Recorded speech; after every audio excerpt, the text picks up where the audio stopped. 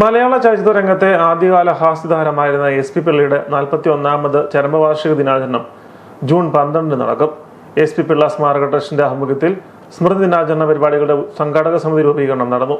101 അംഗ സംഘാടക സമിതി ചെയർമാനായി MK സുഗതനെയും ജനറൽ കൺവീനറായി PA മായിനെയും തെരഞ്ഞെടുത്തു. ഏറ്റുമാനൂർ പ്രസ് ക്ലബിൽ നടന്ന യോഗം ഏറ്റുമാനൂർ നഗരസഭാ കൗൺസിലർ TP മോഹൻദാസ് ഉദ്ഘാടനം ചെയ്തു. ട്രസ്റ്റ് പ്രസിഡന്റ് ഗണേഷ് ഏറ്റുമാനൂർ അധ്യക്ഷത വഹിച്ചു.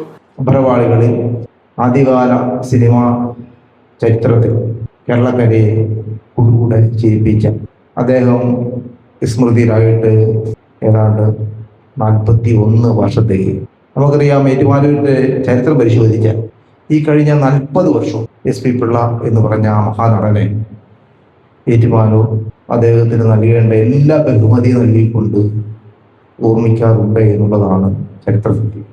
Ettumanoor SMSM public library president G Prakash, Hari Ettumanoor, Jagadeesh Swami, Benny Philip, Shaji Thallakam, Ajesh John, Satheesh Kavidhara, VA Baby, Baiju Madappad, Prasad Kanakkari, Sreelakshmi തുടങ്ങിയവർ പ്രസംഗിച്ചു.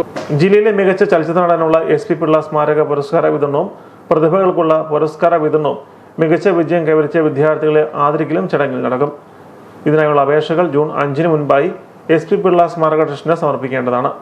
വിശദവിവരങ്ങൾക്കായി 6282 2419 29 എന്ന നമ്പറിൽ ബന്ധപ്പെടണം.